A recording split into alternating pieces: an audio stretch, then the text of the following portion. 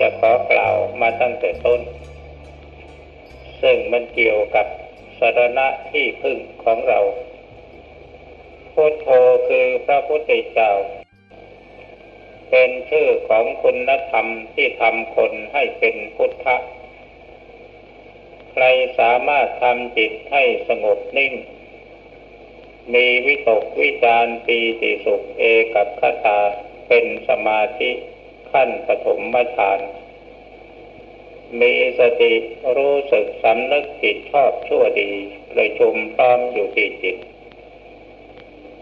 เลยชุมพร้อมลงด้วยองค์อริยมรรค8ประการรวมลงเป็นหนึ่งอยู่ที่จิต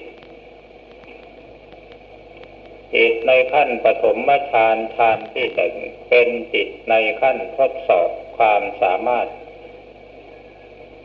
และเป็นการยังรู้สภาพความจริงของจิตเพราะฌานหนึ่งจิตยังมีอารมณ์ถ้าเป็นนักบริกรรมภาวนาจิตยังบริกรรมภาวนาอยู่แต่มีสติรู้พร้อมอยู่ที่จิตในขณะนั้นถ้าจิตดวงใดพิจารณาธรรมอยู่ก็ทำหน้าที่พิจารณาอยู่แล้วก็มีสติรู้พร้อมในขณะจิตนั้นๆแล้วก็มีอาการดูดดื่มซึมซาบซึ่งเรียกว่าปีติเป็นอาการที่จิตดื่มรสพระสัทธรรมเมื่อเป็นเช่นนั้นจิตมีปีติมีความสุขจิตดวงนี้กลายเป็นธรรมกาโมเป็นจิตที่ใคร่ในธรรมเพราะจิตได้ดื่มรสพระสัทธรรมอาการที่จิตดื่มรสพระสัทธรรมจิตนิ่งสว่างแจ่มใสเบิกบานรู้ตื่นอยู่ที่จิตอันนี้เงาแห่งพุทธะคือคุณธรรมที่ทำคนให้เป็นพุทธะบังเกิดขึ้นในจิตแล้วดังนั้นสมาธิที่เราฝึกฝนอบรมอยู่นี่เพื่อรวบรวมคุณธรรมที่กระจายอยู่เป็นหมวดกระจายอยู่ที่ตาหูจมูกลิ้นกายและใจมารวมลงที่ใจทำไมเราจึงทำรวมเอาธรรมมารวมไว้ที่ใจธรรมคือหลักปฏิบัติได้แก่ศีลสมาธิปัญญาและมรรคมีองค์8รวมอยู่ที่จิตจิตรู้ตื่นเบิกบานนั่นเป็นวาระแรกที่จิตรวมเอาองค์มรรคซึ่งเรียกว่ามรรคสมังคีบังเกิดขึ้นในจิตของผู้ภาวนาแล้วเมื่อเป็นเช่นนั้นจิตกลายเป็นผู้รู้ผู้ตื่นผู้เบิกบานมีคุณธรรมที่ทำคนให้เป็นพุทธะจิตพุทธะบังเกิดขึ้นแล้วธรรมชาติของจิตพุทธะจะต้องเป็นผู้รู้ผู้ตื่นผู้เบิกบานเมื่อพุทธะตัวนี้มีพลังแก่กล้าขึ้นและมีความมั่นคงยิ่งขึ้นจะทำให้จิตของผู้นั้นกลายเป็นผู้มีสติปัญญารู้แจ้งเห็นจริงรู้ตามสมเด็จพระสัมมาสัมพุทธเจ้าพระพุทธเจ้ารู้เองเห็นเองตรัสรู้ชอบด้วยพระองค์เองเราฟังคำสอนของพระพุทธเจ้าแล้วมาปฏิบัติทำจิตให้เกิดมีพุทธะขึ้นในจิตจิตของเราก็กลายเป็นพุทธะพุทธะมีพลังแก่กล้าขึ้นคือสติเป็นตัวเด่นสามารถที่จะพิจเพ่งอารมณ์จิตหรือธรรมะที่ปรากฏขึ้นในจิต อะไรเกิดขึ้นดับไปภายในจิตจิตรู้ด้วยความมีสติอาการที่จิตเกิดมีความรู้ความคิดอ่านขึ้นสติรู้พร้อมอยู่นั่นเป็นองค์แห่งวิตกวิจารเป็นองค์ฌานที่หนึ่งและองค์ฌานที่สองสามารถปฏิวัติจิตให้ไปสู่ความรู้แจ้งเห็นจริงด้วยตนเองรู้อะไรเห็นอะไรพิจารณาแล้วโอปัญญิโกน้อมเข้ามาในจิตมารู้อยู่ที่จิตเป็นผู้รู้ดีรู้ชอบพระพุทธเจ้ารู้ดีรู้ชอบโดยไม่มีใครสั่งสอนพระองค์รู้เอง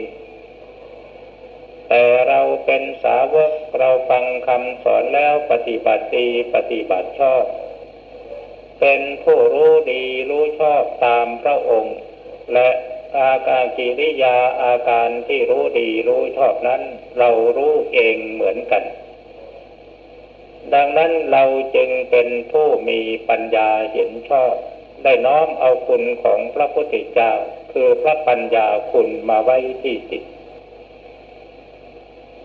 ในขณะที่จิตมีสติสัมปชัญญะรู้พร้อมรู้ชอบอยู่ในขณะนั้นแม้อารมณ์จะเกิดดับอยู่กับจิตปราศจากความยินดียินร้ายปราศจากความเกลียดความรักความชังจิตเป็นกลางโดยเที่ยงธรรมจิตไม่มีอาการแห่งความยินดียินร้ายเป็นจิตที่ปราศจากกิเลสเพราะความยินดีคือกามตัณหา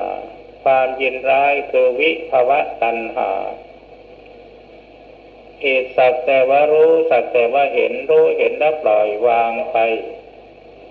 แม้จะมีความดูดดื่มซึมซาบในรสแห่งพระสัทธรรมก็ไม่ได้ยึดเอาไว้จิตจึงปราศจากภวตัณหาเป็นจิตที่เป็นปกติบริสุทธิ์เที่ยงธรรม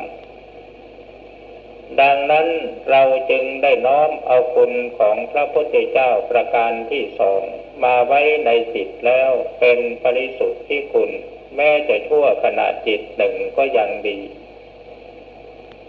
เมื่อเรามีคุณธรรมแห่งความเป็นพุทธะอยู่ในจิตเราก็ได้น้อมเอาคุณของพระพุทธเจ้ามาไว้ในจิตแล้วผู้ที่มีคุณธรรมความเป็นพระพุทธเจ้าอยู่ในจิตย่อมเป็นผู้มีความรู้สึกสำนึกผิดชอบชั่วดีมีเจตนาที่จะงดเว้นจากชั่วประพฤติดีทำจิตให้บริสุทธิ์สะอาดอยู่เสมอจึงกลายเป็นพระมหากรุณาธิคุณโดยธรรมชาติของผู้ที่มีจิตพุทธะปรากฏเด่นชัดย่อมเป็นผู้ประกอบด้วยเมตตากรุณามุทิตาอุเบกขามีจิตเป็นปกติประกอบด้วยคุณธรรมคือหิริความละอายต่อบาปโอตตัปปะความสะดุ้งกลัวต่อบาปมีศรัทธาวิริยะสติสมาธิปัญญาเป็นพลังอินทรีย์พร้อมอยู่ที่จิตทำให้จิตเด่นสว่างไสวรู้ตื่นเบิกบานอยู่ตลอดเวลาผู้ที่มีจิตเป็นเช่นนั้นผู้ที่มีจิตเป็นจิตพุทธะย่อมงดเว้นจากการฆ่าการเบียดเบียนการข่มเหงรังแกได้โดยเด็ดขาดเมื่อเป็นเช่นนั้นจึงเป็นจิตที่ประกอบด้วยพรหมวิหารคือเมตตากรุณามุทิตาอุเบกขาเมื่อเป็นเช่นนั้นเราก็น้อมเอาคุณธรรมคือคุณธรรมของพระพุทธเจ้าคือพระมหากรุณาธิคุณมาไว้ในจิตของเราแล้วนี่คือคุณธรรมที่ทำคนให้เป็นพระพุทธเจ้าพระพุทธเจ้าเป็นผู้รู้ดีรู้ชอบด้วยพระองค์เองเราก็รู้ดีรู้ชอบตามพระองค์ไป พระพุทธเจ้าเป็นผู้มีพระทัยอันบริสุทธิ์สะอาดมีกายวาจาเป็นผู้บริสุทธิ์สะอาดเราก็เป็นผู้บริสุทธิ์สะอาดตามพระองค์ไปพระพุทธเจ้ามีพระมหากรุณาธิคุณเรายึดมั่นในศีลในธรรมปราศจากการฆ่าเบียดเบียนข่มเหงรังแกเราก็มีคุณธรรมคือพระมหากรุณาธิคุณโอปนัญญิโกเราได้น้อมเอาคุณธรรมซึ่งเป็นคุณสมบัติของพระพุทธเจ้ามาไว้ในจิตในใจของเราโดยสมบูรณ์แล้วดูสิเรามีคุณธรรมเช่นนั้นหรือไม่เมื่อเรามีคุณธรรมเช่นนั้นก็ได้ชื่อว่าพุทธังสรณังคัจฉามิเราเป็นผู้ถึงพระพุทธเจ้าเป็นสรณะที่พึ่งที่ระลึกอย่างแน่นอนการกล่าวถึงพระพุทธเจ้าด้วยวาจาแต่ใจยังไม่ถึงคือยังไม่ถึงสภาวะรู้สึกสำนึกผิดชอบชั่วดียังไม่ถึงสภาวะรู้ตื่นเบิกบานที่จิตเราจึงยังไม่ถึงพระพุทธเจ้าเป็นสรณะแท้จริงเป็นแต่เพียงแสดงกิริยาเท่านั้นบัดนี้เรามาฝึกสมาธิภาวนาน้อมเอาคุณของพระพุทธเจ้าคือพุทโธมาบริกรรมภาวนาเป็นคู่ของจิตจนทำจิตให้สงบลงมีวิตกวิจารปีติสุขเอกคตาเราก็ได้คุณธรรมที่ทำคนให้เป็นพุทธะมาไว้ในจิตเมื่อจิตของเรามีคุณธรรมเช่นนี้เราถึงพระพุทธเจ้าเป็นสรณะที่พึ่งที่ระลึกโดยไม่ได้ตั้งใจเพราะจิตของเราเป็นไปเองโดยอัตโนมัตินี่คือคุณธรรมที่ทำคนให้เป็นพระพุทธเจ้าเราภาวนาเราปรารถนาเราต้องการกันที่จุดนี้ส่วนธรรมะอันเป็นคำสอนของพระพุทธเจ้านั้นเรียกว่าสัจธรรมสามปริยัติท่านกำลังเรียนปริยัติเพราะตั้งใจฟังธรรมปริยัติคือความรู้ที่เกิดจากการฟังปริยัติคือความรู้ที่เกิดจากการท่องบนศาสธยายปริยัติคือความรู้ที่เกิดจากการอ่านการเขียนแล้วจดจำเอาได้เป็นความรู้ทางสัญญาหลักสูตรธรรมะที่เป็นคำสอนที่เราใช้เป็นหลักสูตรแห่งการศึกษาเพื่อเป็นคู่มือการปฏิบัตินั้นเรียกว่าปริยัติธรรมบัดนี้เราได้น้อมเอาพระปริยัติธรรมมาปฏิบัติ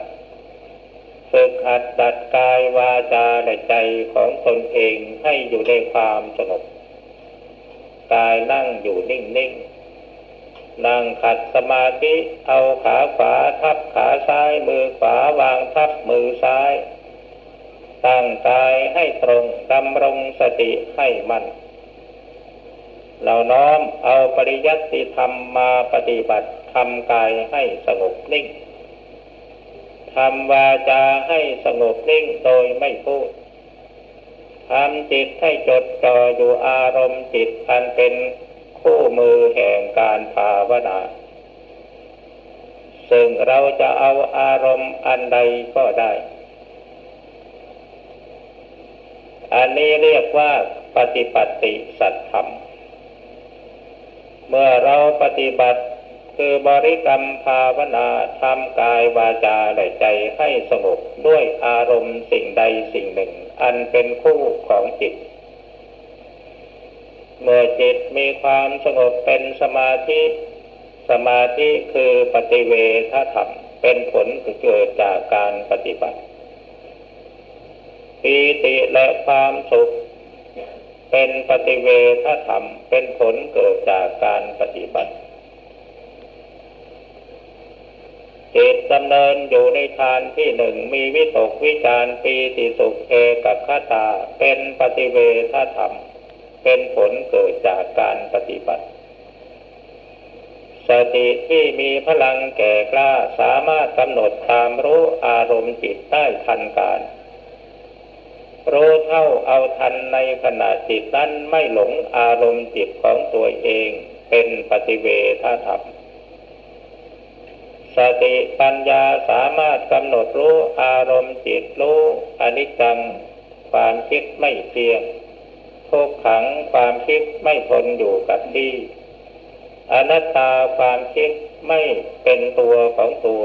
มีการหมุนเวียนเปลี่ยนแปลงอยู่ตลอดเวลาทุกขณะจิตอันนี้เป็นปัญญาเห็นชอบเรียกว่าปฏิเวทธรรมยิ่งกว่านั้นผลที่พึงได้บรรลุสมาธิวิโมกขสมาบัติมรรคผลนิพพานที่เกิดขึ้นจากการปฏิบัติเรียกว่าปฏิเวทธรรมปริยัติปฏิบัติปฏิเวททั้งสามประการนี้เป็นธรรมะคำสอนของสมเด็จพระสัมมาสัมพุทธเจ้าธรรมะคำสอนดังที่กล่าวนี้อาศัยกายวาจาจิตเป็นผู้ปฏิบัติตามโดยเฉพาะอย่างยิ่งจิตเป็นใหญ่จิตเป็นนายกายเป็นบ่าวมโนปุพังขมาธรรมามโนเศรษฐามโนมัจยาธรรมทั้งหลายมีใจเป็นใหญ่มีใจเป็นสภาพถึงก่อนสำเร็จแล้วแต่ใจมนาสาเจปสันเนนะภาสติวากโรติวาเมื่อจิตใจผ่องใสการพูดก็ดีการทำก็ดีการคิดก็ดีย่อมเป็นไปในทางที่สุจริตคือถูกต้องตามระบอบแห่งพุทธะผู้รู้ผู้ตื่นผู้เบิกบานถ้าหากว่าจิตหรือใจตัวนี้เศร้าหมองไม่ผ่องแผ้วการพูดการทำการคิดล้วนแต่เป็นไปในทางอกุศลทั้งนั้นเพราะฉะนั้นการอบรมจิตให้ดำรงอยู่ในขอบข่ายแห่งศีลสมาธิปัญญาทำศีลสมาธิปัญญาให้ประชุมพร้อมที่จิตมีสติวิทโยสติเป็นผู้นำสติรู้สึกสำนึกผิดชอบชั่วดีรู้ตื่นเบิกบานมีคุณธรรมความเป็นพุทธะบังเกิดขึ้นในจิตพร้อมแล้วต่อจากนั้นเจตนาหรือความตั้งใจของนักปฏิบัติทั้งหลายก็จะมุ่งตรงต่อการปฏิบัติดีปฏิบัติชอบสุปฏิปันโนจะเป็นผู้ปฏิบัติดีคือปฏิบัติไม่ผิดอุชุปฏิปันโนเป็นผู้ปฏิบัติตรงต่อมรรคผลนิพพานตรงต่อความพ้นทุกข์ตรงต่อความบริสุทธิ์สะอาดแห่งจิตไม่ใช่ปฏิบัติเพื่อพอกพูนกิเลสญายะปฏิปันโนปฏิบัติอย่างมีเหตุผลได้พิจารณาไตรตรองธรรมะที่เกิดดับอยู่กับจิตรู้เห็นเป็นอนิจจังทุกขังอนัตตาซึ่งเป็นพระไตรลักษณ์ปรากฏขึ้นในจิตแล้วว่าสุขก็ดีทุกข์ก็ดีเกิดขึ้นเพราะเหตุธรรมทั้งหลายจะเกิดขึ้นก็เพราะเหตุจะดับไปก็เพราะเหตุดับเมื่อมีความรู้เห็นชอบอย่างนี้ปฏิบัติถูกต้องอย่างนี้จึงได้ชื่อว่าญายะปฏิปันโนในเมื่อผู้ปฏิบัติโดยเหตุโดยผลยอมรับเหตุแห่งสุขเหตุแห่งทุกข์จึงกลายเป็นผู้ปฏิบัติชอบยิ่งเพราะจิตมุ่งตรงต่อมรรคผลนิพพานอันเป็นความบริสุทธิ์สะอาดแห่งจิตการปฏิบัตินี้ไม่ได้มุ่งอยู่ที่อามิสสินจ้างรางวัลใดๆการปฏิบัตินี้ไม่ได้ไปเกี่ยงใครเป็นหน้าที่ของใครของเราที่จะตั้งใจปฏิบัติดีปฏิบัติชอบเมื่อเป็นเช่นนั้นนี่อย่างไร พระสงฆ์สาวกของพระพุทธเจ้าอยู่ที่ตรงนี้ผู้ปฏิบัติดีปฏิบัติตรงปฏิบัติโดยเหตุผลเพื่อความรู้ยิ่งเห็นจริงปฏิบัติชอบยิ่งนี่เป็นคุณธรรมที่ทำคนให้เป็นสาวกของพระพุทธเจ้าที่ถูกต้องและแน่นอนเมื่อเราเป็นผู้ปฏิบัติที่ถูกต้องแน่นอนมีสัมมาทิฏฐิความเห็นชอบสัมมาสมาธิความตั้งใจมั่นชอบมีปัญญาเห็นชอบตั้งใจมั่นชอบมีคุณสมบัติแห่งความเป็นพุทธสาวกอย่างแท้จริงกลายเป็นผู้นำที่ถูกต้องอาโหเนโยจึงเป็นผู้ควรแนะนำพร่ำสอนผู้คนหรือพุทธบริษัทปาโหเนโยจึงสมควรแก่ความเป็นผู้ให้การต้อนรับพุทธบริษัททัพคิเนโยจึงเป็นผู้สมควรแก่การให้คำแนะนำพร่ำสอนที่ถูกต้อง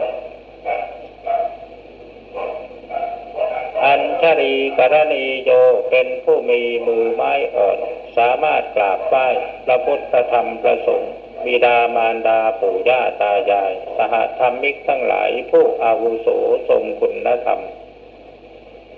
ปราศจากทิฏฐิมานะความถือตนถือตัวหรือความมีมานะกระด้าง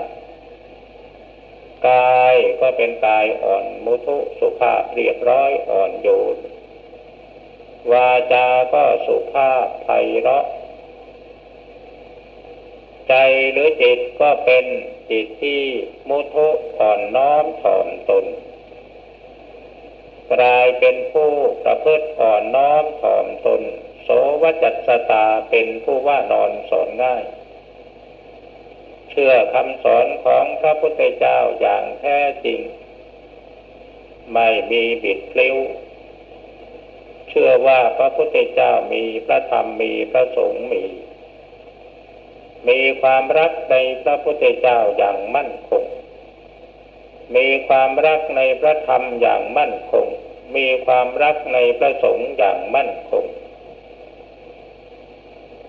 มีความเคารพต่อธรรมะคำสั่งสอนอย่างแน่นอนไม่ละเมิดล่วงเกินระเบียบสิกขาบทวินัยน้อยใหญ่เป็นผู้มั่นในศีลเป็นผู้มั่นในธรรมเป็นผู้มีหิริความละอายบาปเป็นผู้มีโอตตัปปะความสะดุ้งกลัวต่อบาปเป็นผู้มีโยนิโสมนสิการมีการทำในจิตในใจโดยอุบายที่แยกคายมีสติกำหนดจดจ้องรู้อยู่ที่อารมณ์จิตตลอดเวลากำหนดหมายรู้ธรรมที่เกิดดับอยู่ภายในจิต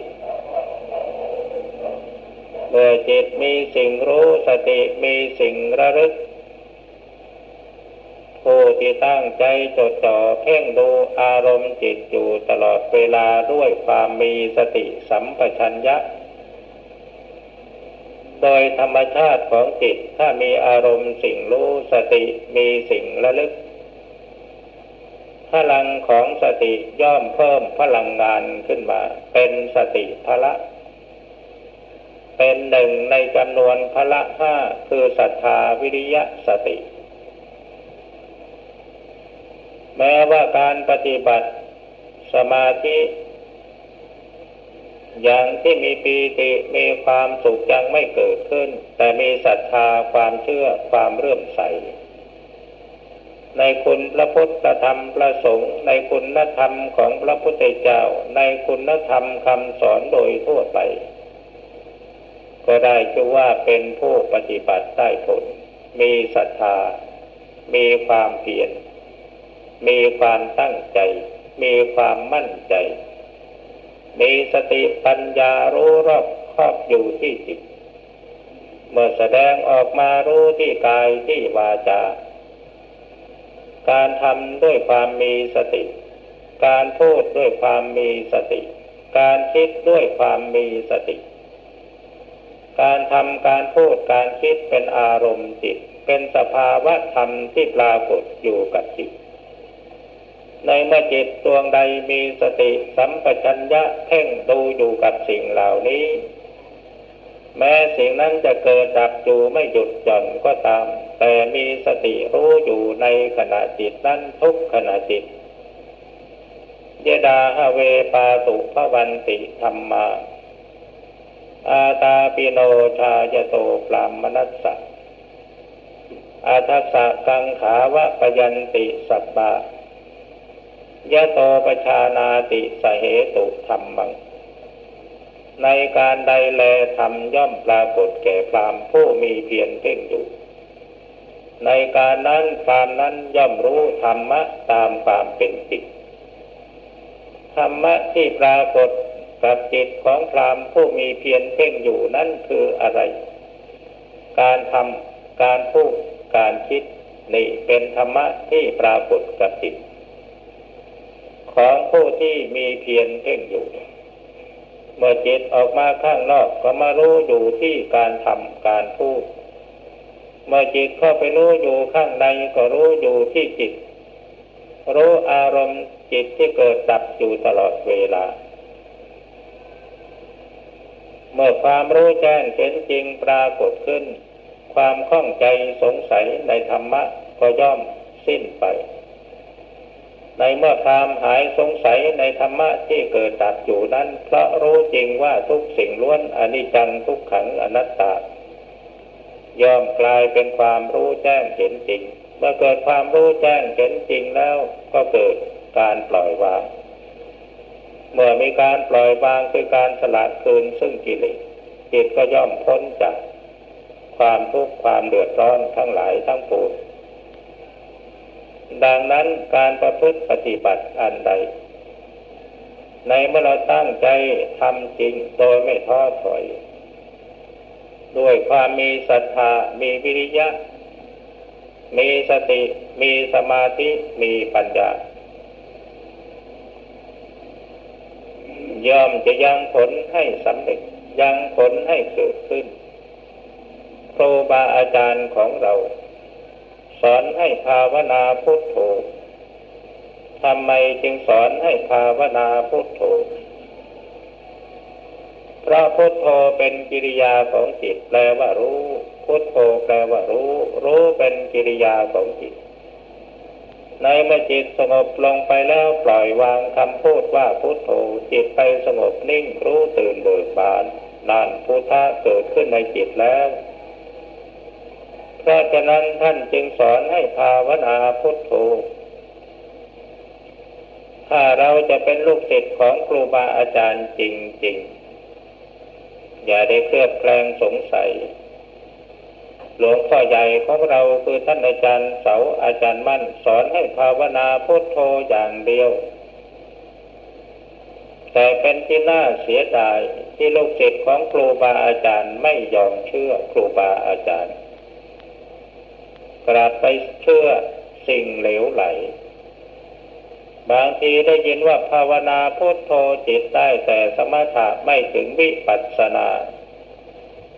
ก็ไปเชื่อคำพูดของคนที่ภาวนาไม่เป็นการภาวนานี่เรามีจุดนัดพบอารมณ์สมถกรรมฐาน40ประการอนุสติ10กสิณ10อสุภะ10พรหมวิหาร4อาหาเรปฏิกูรสัญญาธาตุววัฏฐานทั้ง40อย่างนี้ใครภาวนาอย่างใดอย่างหนึ่งเมื่อจิตสงบลงเป็นสมาธิแล้วเราจะไปพบกันที่จุดหนึ่งจุดนั้นคือปฐมฌานจิตที่มีวิตกวิจารปีติสุขเอกคตาจิตทรงฌานที่หนึ่งซึ่งเรียกว่าปฐมฌานการภาวนาที่จะดำเนินจิตให้ไปสู่มรรคผลนิพพานได้ต้องประกอบด้วยองค์ฌานหนึ่งวิตกจิตนึกถึงอารมณ์เองโดยอัตโนมัติ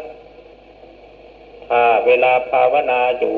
บริกรรมอยู่ก็บริกรรมเองพุทโธพุทโธพุทโธโดยไม่ได้ตั้งใจนั่นเรียกว่าวิตก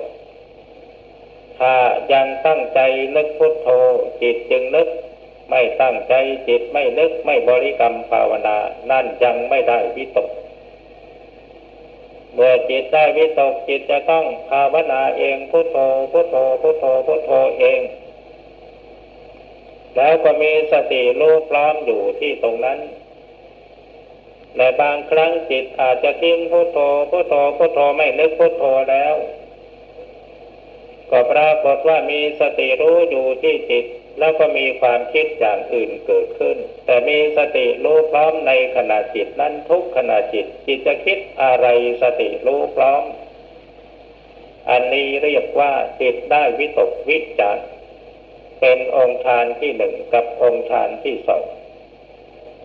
เมื่อจิตมีวิตกวิจารปีติและความสุขความเป็นหนึ่งของจิตคือจิตจดจ่ออยู่ในหน้าที่ที่ภาวนาอยู่ในขณะนั้นโดยไม่มีเปลี่ยนแปลงมีความมั่นคงรู้อยู่ที่ความสุขมีความเป็นหนึ่งต่อหน้าที่ที่ทำอยู่ในปัจจุบันนั้นซึ่งทุกสิ่งทุกอย่างจะเป็นไปเองโดยที่เราไม่ได้ตั้งใจทุกสิ่งทุกอย่างมันเป็นไปเองพร้อมเรียกว่าเป็นอัตโนมัติครูบาอาจารย์ของเราเรียกว่าภาวนาให้ถึงจุดแห่งความเป็นเองความเป็นเองนั้นมีอยู่สองอย่างความเป็นเองจิตบริกรรมภาวนาพุทโธเองแล้วก็มีวิตกวิจารปีติสุขเอกัคคตานี่อย่างหนึ่งความเป็นเองอีกอย่างหนึ่งจิตไม่บริกรรมภาวนาแต่มีความคิดมีสติรู้พร้อมอยู่ในขณะจิตนั้นแล้วก็มีวิตกวิจารปีติสุขเอกัคคตาทุกสิ่งทุกอย่างมันจะเป็นไปเองโดยอัตโนมัติอันนี้เรียกว่าภาวนาถึงจุดนัดพบกันใครภาวนาอะไรแบบไหนถ้าสมาธิประกอบด้วยองค์ดังที่กล่าวมาแล้วนั้นจะต้องมาเจอกันที่ตรงนี้อันนี้คือวิถีทางที่จิตเป็นสมาธิที่เป็นไปเองโดยอัตโนมัติสมาธิเราแต่งไม่ได้นะเราแต่งได้แต่บริกรรมภาวนาเช่นเราจะภาวนาพุทโธพุทโธพุทโธพุทโธแต่งจิตให้มันนึกพุทโธพุทโธพุทโธได้และเราจะตั้งใจพิจารณาอะไรพิจารณาอนิจจังทุกขังอนัตตารูปเวทนาสัญญาสังขารวิญญาณเป็นอนิจจังทุกขังอนัตตาเราตั้งใจพิจารณาได้อันนี้มันเป็นเพียงภาคปฏิบัติแต่มันยังไม่เป็นถ้าจิตมันสงบลงไปแล้วมันภาวนาเองมันพิจารณาเองเวลามันจะเป็นไปมันลังไม่อยู่มันบริกรรมภาวนาพุทโธพุทโธพุทโธยืนเดินนั่งนอนกินดื่มทำมันบริกรรมพุทโธพุทโธพุทโธก็มันอยู่ในบางครั้งเราคิดอยู่พูดอยู่มันก็คล้ายๆกับว่ามันบริกรรมพุทโธพุทโธของมันอยู่ตลอดเวลานั่นจึงจะเรียกว่าจิตได้วิตกวิจารทีนี้ถ้าหากว่าจิตมันพิจารณาอะไรแล้วมันก็จะพิจารณาของมันอยู่ตลอดเวลาเราพูดเราคิดอะไรมันก็คล้ายๆเพราะว่าส่วนมันพิจารณานั้นมันเป็นอยู่เอกเทศส่วนหนึ่งอยู่ในส่วนลึกๆของจิตในลักษณะอย่างนี้เรียกว่าจิตมันเป็นไปเองโดยอัตโนมัติมันได้วิตกวิจารซึ่งเป็นองค์ประกอบของฌานที่หนึ่งแล้วก็มีปีติมีความสุขมีความเป็นหนึ่งในเมื่อสภาพจิตของท่านผู้ใดเป็นอย่างนี้ไม่ต้องอาศัยหมู่มาบังคับไม่ต้องอาศัยให้ครูบาอาจารย์บังคับไม่ต้องเป็นผู้ภาวนาเห็นแก่หน้าภาวนาโดยความเป็นเองจิตก็เป็นไปเองศีลสมาธิปัญญาประชุมความที่จิตเป็นหนึ่งปฏิบัติจิตไปสู่ภูมิจิตภูมิธรรมเราปฏิบัติศีลเป็นการสร้างบุญเราทำสมาธิเป็นการสร้างบุญเราพิจารณาธรรมเป็นการสร้างบุญเมื่อเรารักษาศีลทำสมาธิพิจารณาธรรมเกิดการคล่องตัวขึ้นมาแล้วศีลสมาธิปัญญาประชุมความที่จิตกลายเป็นปัญญาที่สังขารสามารถปรุงแต่งจิตให้ดำเนินไปสู่ครองธรรมอันเป็นแนวทางแห่งการตรัสรู้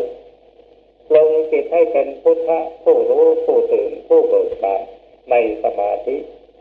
เมื่อจิตถอนจากสมาธิมาแล้วปรุงจิตให้เป็นผู้รู้สึกสำนึกผิดชอบชั่วดีมีสติสัมปชัญญะรู้พร้อมอยู่ที่จิตทุกขณะจิตทุกลมหายใจเพราะฉะนั้นวินัยสิกขาบทศีล5ก็ดีศีล8ก็ดีศีล10ก็ดีศีล227ก็ดีเมื่อมันรวมลงเป็นหนึ่งยังเหลืออยู่อันเดียวคือสติวินัยโยมีสติเป็นผู้นำจิตอยู่ตลอดเวลาจิตของผู้ภาวนาจะมีลักษณะรู้เตรียมพร้อมอยู่ที่จิตตลอดเวลาไม่ว่าอะไรจะผ่านเข้ามาทางตาหูจมูกลิ้นกายและใจสติสัมปชัญญะตัวนี้จะทำหน้าที่พิจารณาและคุ้มกันมันเองโดยอัตโนมัติโดยที่ผู้ภาวนาไม่ได้ตั้งใจการภาวนาอันใดถ้าตั้งใจภาวนาจิตจึงภาวนาการพิจารณาอะไรถ้าตั้งใจพิจารณาจิตจึงพิจารณาอันนั้นมันยังไม่เป็นถ้าการภาวนาอันใดจะตั้งใจมันก็ภาวนาไม่ตั้งใจมันก็ภาวนา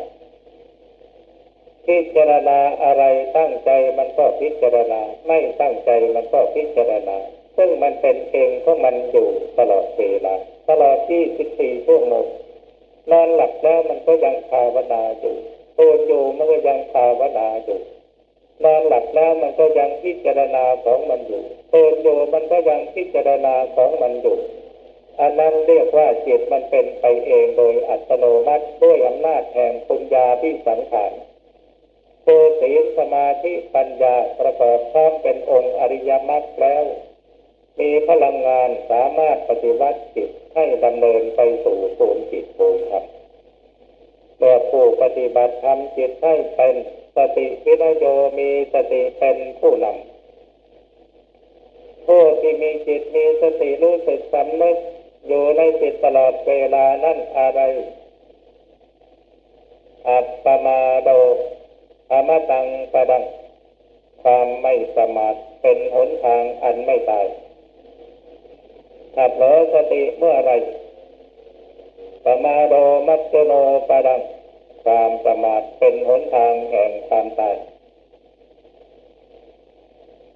ดูสิดูให้มันแน่ๆดูที่จิตดูที่ใจของเรานั่นแหละลองตั้งใจให้มันแน่วแน่ดูที่ว่าอาจารย์ใหญ่ของเราสอนให้ภาวนาพุทโธพุทโธพุทโธพุทโธ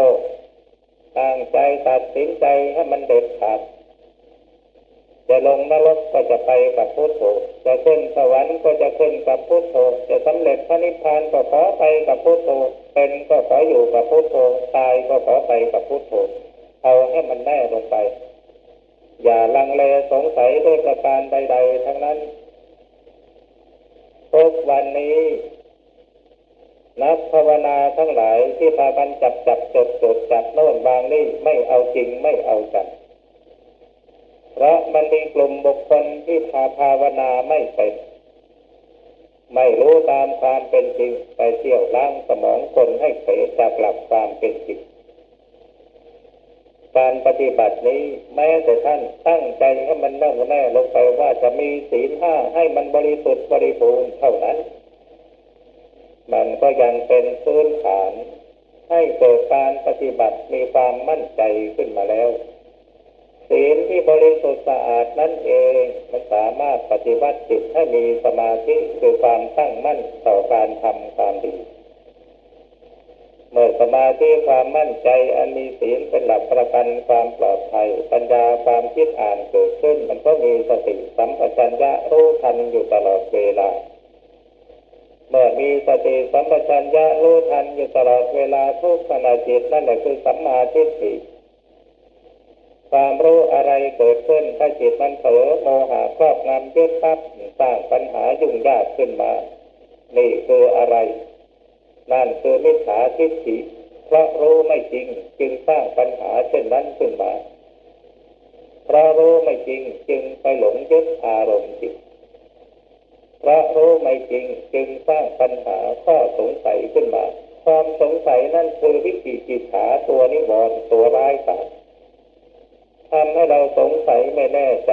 ตัดสินใจไม่แน่ในเมื่อตัดสินใจไม่แน่การปฏิบัติก็หลอกแหละไม่เอาจริงดูให้มันแน่ๆสิใจของใครใครก็รู้จิตของใครใครก็รู้ใครเป็นอย่างไรก็ย่อมรู้จิตใจของตัวเองความคิดอ่านต่างๆนี่อะไรผิดอะไรถูกเราน้อมเอาศีล5 ข้อนั่นแหละมาเป็นเครื่องวัดมันอยู่กันที่ตรงนี้อันอื่นนั้นมันมากโทษ227ระลึกไม่รู้หรอกเอากันแต่เพียงแค่ว่า5 ข้อนี่มาตัดสินอะไรที่มันคิดไปแล้วปรุงไปแล้วมันผิดศีล5 ข้อใดข้อหนึ่งนั่นแหละมันผิด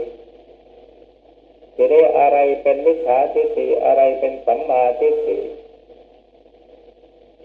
มิจฉาทิฏฐิคือความรู้แล้วยึดอันนั้นเป็นมิจฉาทิฏฐิพอรู้ไม่จริงมันจึงยึดสัมมาทิฏฐิรู้แล้วมันปล่อยวางเพราะมันรู้จริงมันจึงไม่ยึดเอาไว้สร้างปัญหาเนี่ยมันอยู่กันที่ตรงนี้รู้กันที่ตรงนี้เพราะฉะนั้นต้องพยายามดูจิตดูใจถ้าเรามาดูจิตดูใจดูกายของเราภายในนี่มันเป็นการรู้ภายในในเมื่อจิตมารู้อยู่ในภายในนี่มันเป็นองค์มรรคปฏิปทามัชฌิมาปฏิปทาคือการรู้อยู่ที่กายวาจาและใจของเราตลอดเวลาถ้ามันมารู้อยู่ที่กายของเราสำรวมอยู่ที่ตาหูจมูกลิ้นกายและใจอะไรเกิดขึ้นมันไม่ได้เกี่ยวพันกับใครสิ่งใดทั้งนั้นถ้าสิ่งใดที่มันเกิดไม่พอใจมันก็ลงโทษตัวเองว่าเราไม่ดีเมื่อเรามีสติสัมปชัญญะรู้พร้อมอยู่ที่ตาหูจมูกลิ้นกายและใจมันรู้อยู่ภายในรู้อยู่ที่ตาหูจมูกลิ้นกายและใจตาหูจมูกลิ้นกายใจที่มีสติสัมปชัญญะเตรียมพร้อมรู้พร้อมอยู่ตลอดเวลามีตามันก็เป็นตาสุจริตไม่หาเรื่องมีหูก็ไม่ใช่หูหาเรื่องมีจมูกก็ไม่ใช่จมูกหาเรื่องมีลิ้นก็ไม่หาเรื่องมีกายก็ไม่ได้หาเรื่องจะนั่งจะนอนที่ไหนเย็นร้อนอ่อนแข็งสบายดีทั้งนั้นไม่หาเรื่องแต่ถ้ามันออกไปข้างนอกแล้วมันหาเรื่องมองเห็นลูกที่ไม่พอใจเอาเกิดหงุดหงิดขึ้นมานั่นปัญหาเรื่องฟังเสียงที่ไม่ถูกหูไม่พอใจนั่นมันหาเรื่องที่ได้กลิ่นอะไรที่ไม่พอใจมันเกิดความไม่พอใจหาเรื่อง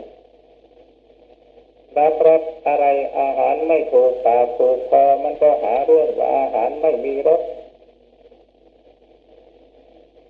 ทีนี้ที่นั่งที่นอนไม่เป็นที่สบายมันก็หาเรื่องเพราะมันส่งกระแสออกนอกมันเป็นสมุทัย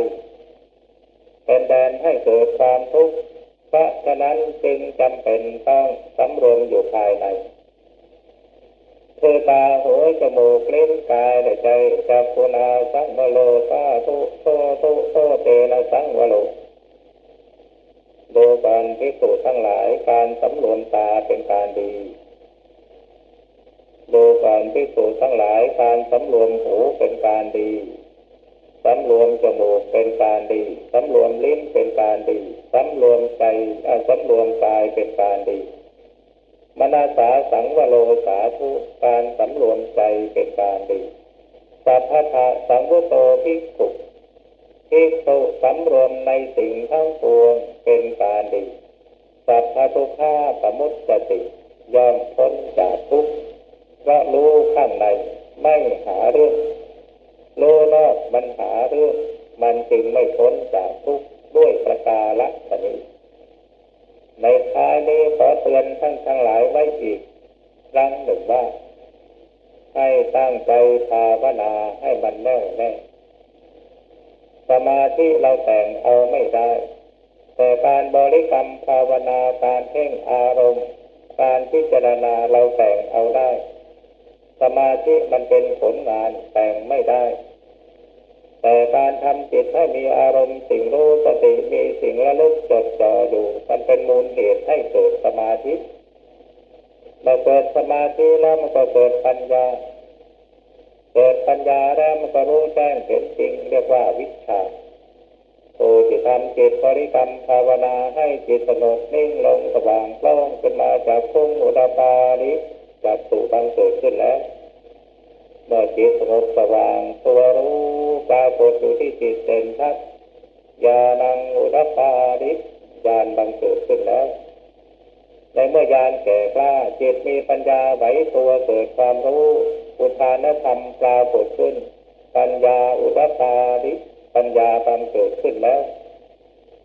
ทีนี้สติสัมปชัญญะรู้ทันอารมณ์จิตทุกขณะจิตรู้แล้วปล่อยวางรู้แล้วปล่อยวางไม่ยึดไว้สร้างปัญหาวิชชาอุดาปาริวิชชาความรู้แจ้งเห็นจริงเกิดขึ้นแล้วพระวิชชารู้แจ้งเห็นจริงจึงไม่ยึดในสิ่งนั้นๆมีแต่ปล่อยวางในเมื่อปล่อยวางแล้ว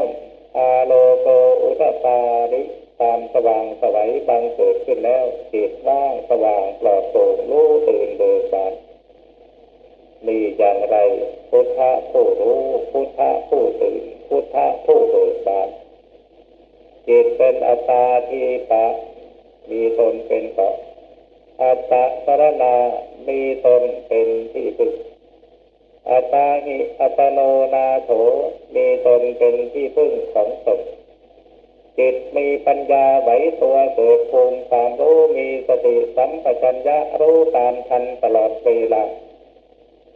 ไม่หลงในอารมณ์จิตคือความรู้ที่เกิดขึ้นดับไปตลอดเวลาอัตโนโจทยัตตานังได้สติปัญญาเตือนตนด้วยตนเองอารมณ์จิตที่ปรากฏอยู่ตลอดเวลานั้นคือธรรมที่ปรากฏแก่ตามผู้มีเพียรเพ่งอยู่เมื่อตามผู้มีเพียรเพ่งอยู่มีสติสัมปชัญญะรู้พร้อมในขณะจิตนั้นหนึ่งจะรู้พระไตรลักษณ์ว่าอารมณ์จิตนี้ไม่เที่ยงเป็นทุกข์เป็นอนัตตาประการที่สองจะรู้อารมณ์จิตที่ปรุงแต่งให้เกิดความยินดีเกิดความยินร้ายความยินดีเรียกว่าอิทธารมณ์ความยินร้ายเรียกว่าอนิจฐารมณ์ความยินดีให้เกิดกามตัณหาความยินร้ายให้เกิดวิภวตัณหาถ้าไปยึดอยู่ในอารมณ์จิตนั้นเป็นภวตัณหาเมื่อจิตมีกามตัณหาภวตัณหาวิภวตัณหาอยู่พร้อมสุขทุกข์บังเกิดขึ้นกับจิตตลอดเวลาเมื่อสุขทุกข์บังเกิดขึ้นกับจิตผู้มีสติสัมปชัญญะมีเพียรเพ่งอยู่จะรู้แจ้งชัดเจนว่านี่คือทุกขังอริยสัจจังที่พระพุทธเจ้าตรัสรู้เมื่อเป็นเช่นนั้นมีสติสัมปชัญญะกำหนดรู้พร้อมอยู่ที่จิตตลอดเวลายังกินจิสมุทัยธรรมังสัพพันตังนิโรธธรรมันติสิ่งใดเกิดสิ่งใดสิ่งหนึ่งมีความเกิดขึ้นเป็นธรรมดาสิ่งนั้นมีความดับไปเป็นธรรมดาอะไรเกิดขึ้นอะไรดับไปนอกจากทุกข์ไม่มีอะไรเกิดนอกจากทุกข์ไม่มีอะไรดับผู้ที่มีสติปัญญาย่อมกำหนดจดจ้องดูที่อารมณ์จิตตลอดไปเมื่อจิตมีพลังงานมีสติปัญญาละเอียดสามารถที่จะตัดเข้าแห่งมูลเหตุแห่งการให้เกิดทุกข์คือตัณหากามตัณหาภวตัณหาวิภวตัณหาหายขาดไปแล้วจิต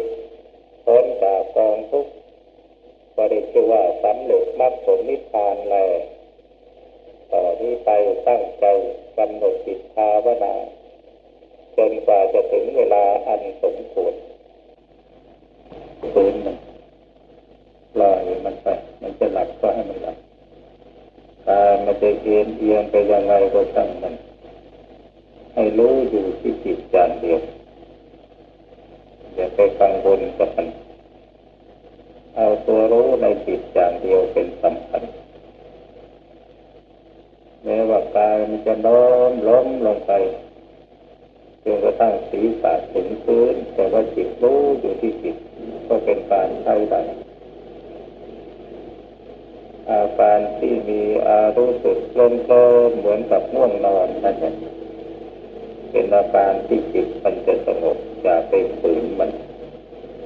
มันจะหลับก็ปล่อยให้มันหลับมาหลับลงไปแล้วมันนิ่งปุ๊บมันจะสว่างโตขึ้นมากลายเป็นสมาธิให้จิตมันเกิดความรู้ไม่หยุดอย่าไปฝืนมันปล่อยให้มันรู้ไปให้มีสติตามรู้ไปถ้ามันมีนิมิตเห็นอะไรกำหนดรู้เพียงแต่ว่าอารมณ์จิตให้ดูเฉยอยู่อย่าไปเอกใจอย่าไปตื่นใจมีสติกำหนดรู้จิตของตนเองอยู่ภาพนิมิตต่างๆเป็นจิตของเราปรุงแต่งซึ่งเป็นมโนภาพเป็นอารมณ์ของจิตจิตที่สงบแล้วส่งกระแสออกนอกย่อมเห็นภาพต่างๆถ้าเราเกิดเอกใจสมาธิถอนภาพต่างๆจะหายไปถ้าเราสามารถประคองจิตรู้เฉยอยู่เราจะได้สติปัญญาจากนิมิตนั้นบางครั้งนิมิตนั้นจะแสดงอาการตายให้เราดูเราจะได้มองเห็นความตายแม้ว่านิมิตนั้นจะทรงอยู่หรือจะหายไปเรากำหนดรู้เฉยอยู่อย่าไปยึดเราอย่าไปเอกใจใดๆทั้งนั้นเฉย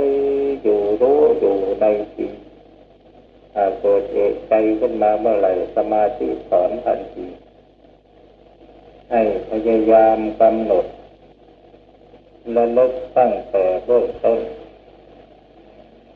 ที่เราไหว้พระสวดมนต์แผ่เมตตาเป็นลำดับมาแล้วก็กำหนดจิตนั่งในท่าไหนอย่างไรยึดเอาอะไรเป็นอารมณ์จิตในขณะนั่งสมาธิอยู่จิตสงบหรือไม่สงบมีปีติมีความสุขมีความเป็นหนึ่งหรือไม่ให้ระลึกทบทวนดูย้อนกลับไปกลับมาพอสมควรแล้วก็กำหนดจิตนึกพุทโธธัมโมสังโฆ3 ครั้งแล้วก็ออกจากการนั่งสมาธิได้พักนักภาวนาทั้งหลายบางทีบางท่านก็ว่าการนั่งสมาธิไม่จำเป็นต้องหลับตาโดยท่านอ้างว่าไม่มีกล่าวไว้ในคัมภีร์พระไตรปิฎกพระพุทธเจ้าไม่ได้เทศน์ไว้ว่านั่งสมาธิต้องหลับตาและการนั่งสมาธิไม่หลับตาพระพุทธเจ้าก็ไม่ได้กล่าวไว้เหมือนกันทั้งสองอย่างและการทำสมาธิไม่นิยมเฉพาะแต่จะมานั่งอย่างเดียวการกำหนดรู้จิตตลอดเวลายืนเดินนั่งนอนรับทานดื่มทำพูดคิดเป็นการฝึกสมาธิเพราะฉะนั้นการนั่งสมาธิเป็นวิธีการเดินจงกรมก็เป็นวิธีการ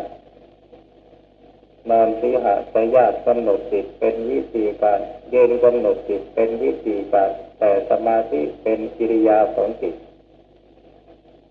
การกำหนดรู้อารมณ์จิตเมื่อใดเมื่อนั้นเป็นการภาวนาจะท่องบริกรรมภาวนาอยู่ก็เป็นการภาวนาจะกำหนดดูอารมณ์จิตว่าจิตของเราคิดอะไรมีสติตามรู้ตลอดเวลาก็เป็นการภาวนาการสวดมนต์ทำวัดเมื่อเรามีสติรู้พร้อมอยู่กับคำสวดมนต์ทุกคำพูดก็เป็นการทำสมาธิเป็นการฝึกภาวนาเพราะงั้นจงทำความเข้าใจว่าสมาธิเป็นกิริยาของจิต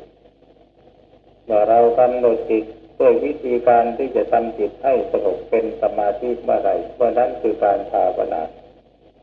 ไม่เลือกว่ายืนเดินนั่งนอนรับทานดื่มทำพูดคิดมีสติรู้อยู่ตลอดเวลาเป็นการฝึกสมาธิเพราะฉะนั้นอย่าไปเถียงกันให้มันลำบากส มถะก็เป็นวิธีการวิปัสสนาก็เป็นวิธีการการบริกรรมภาวนาการเพ่งสติการยึดอารมณ์40อย่างในอารมณ์กรรมฐานอย่างใดอย่างหนึ่งเป็นการปฏิบัติด้วยวิธีของสมถะการใช้ความคิดพิจารณาการกำหนดรู้อารมณ์จิตแม้แต่การกำหนดรู้การยืนเดินนั่งนอนกินดื่มทำพูดคิดทุกขณะจิตทุกลมหายใจก็เป็นการเจริญวิปัสสนาสมถะกับวิปัสสนาเนี่ยมันเป็นชื่อของวิธีการทั้งสองอย่างนี้เป็นวิธีการปฏิบัติเมื่อปฏิบัติแล้วจิตมันจะเกิดผลงานขึ้นมาต้องสงบเป็นสมาธิพิจารณาอนิจจังทุกขังอนัตตาก่อนจะได้ผลก็ต้องสงบเป็นสมาธิบริกรรมภาวนาพุทโธพุทโธก่อนจะได้ผลก็ต้องสงบเป็นสมาธิหลักความจริงมีอยู่ว่าถ้าสมาธิไม่มีฌานไม่มีสมาธิคือจิตตั้งมั่นฌานก็คือจิตเพ่งรู้อารมณ์จิตเมื่อฌานไม่มีปัญญาความรู้ก็ไม่เกิดขึ้นไม่มีปัญญาความไม่มีปัญญาความรู้วิชาความรู้แจ้งเป็นจริงก็ไม่บังเกิดขึ้นเมื่อไม่มีวิชาจิตก็ไม่หลุดพ้นก็ไม่รู้จริงคือไม่เป็นวิมุตตินี่เรากำหนดหมายเอาอย่างนี้ดังนั้นพยายามหาความจริงมาพิสูจน์ในจิตของเราเองให้ได้อย่าไปอ่านหนังสือท่องตำราแล้วมานั่งเขียนกันให้มันเมื่อยไปจะภาวนาแบบไหนอย่างไรก็ได้ทั้งนั้นแหละการภาวนาตามแบบพุทธะต้องทำจิตให้รู้ตื่นเบิกบานจิตมีอิสระแก่ตัวเองไม่ต้องอาศัยอำนาจใดๆเข้ามากดขี่ข่มเหงจิตภาวนาถ้าหากสมมติว่าอาจารย์ผู้นำแนะให้ภาวนาพุทโธพุทโธพุทโธแล้วนั่งกล่อมจิตให้ทำจิตอย่างนั้นให้ทำจิตอย่างนี้ส่งกระแสไปอย่างนั้นส่งกระแสไปอย่างนี้นักจะเข้ากล่อมไปกล่อมมามันก็เหมือนกันกับที่เลี้ยงนางนมเขาเหกล่อมเด็กน้อยให้มันนอนหลับกล่อมไปกล่อมมามันก็เกิดหลับเมื่อหลับแล้วมันก็ไปยึดคำพูดเมื่อจิตดวงใดไปยึดคำพูดมันก็เป็นการสะกดจิตหลังจากนั้นเขาจะสั่งให้เป็นไปอย่างไรจิตก็ยอมปฏิบัติตามทุกขณะสั่งให้ไปดูนรกก็ได้สั่งให้ไปดูสวรรค์ก็ได้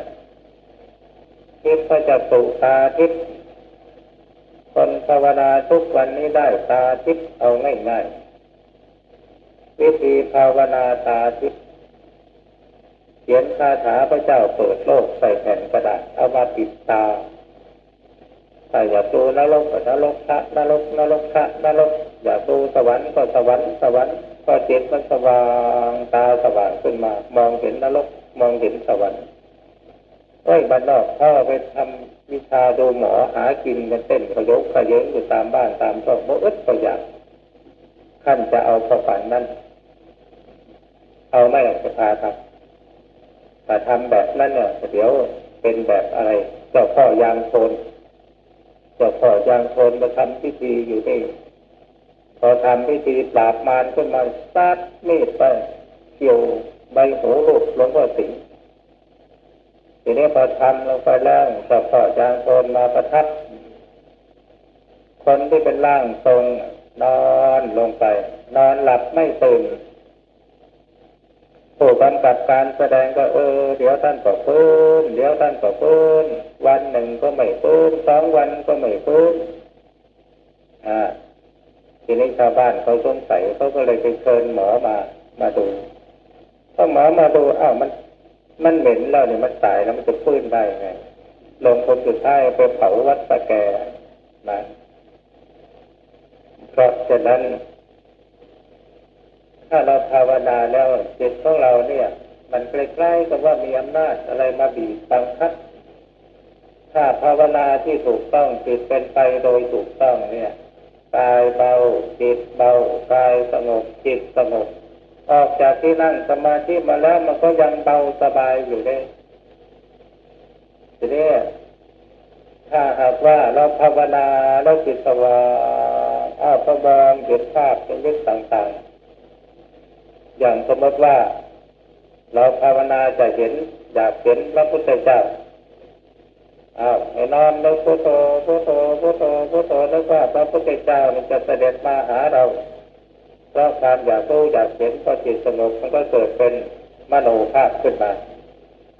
ทีนี้พอเกิดมโนภาพขึ้นมาถ้าผู้นำบอกว่าเห็นได้ยังเห็นได้ยังเห็นแล้ว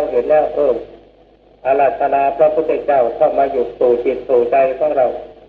พอน้อมจิตเอาเท่านั้นแหละสมาธิที่กำลังมีความสงบมีความสว่างมีปีติมีความสุขนี่พอภาพในเม็ดนั้นเข้ามาหาตัวครับมันจะเกิดหนักหน่วงไปทั่วร่างกายหัวใจเหมือนกับผูกบีบเป็นการส่งเพราะงั้นอย่าไปเข้าใจผิดบางทีพวกคนแค่เขาภาวนาแต่ว่าพอภาวนาลงไปแล้ววิญญาณเนี่ยทำไมมันหลายแต่มารบกวนอยู่บ่อยๆวิญญาณนั่นแหละคือผีหลอกจิตของตัวเองแสดงมโนภาพขึ้นมาเป็นผีหลอกตัวเองถ้าใครภาวนาจิตยังไม่มองเห็นความตายของตัวเองร่างกายของตัวเองไม่เน่าให้ตัวเองดูไม่เห็นความตายของตัวเอง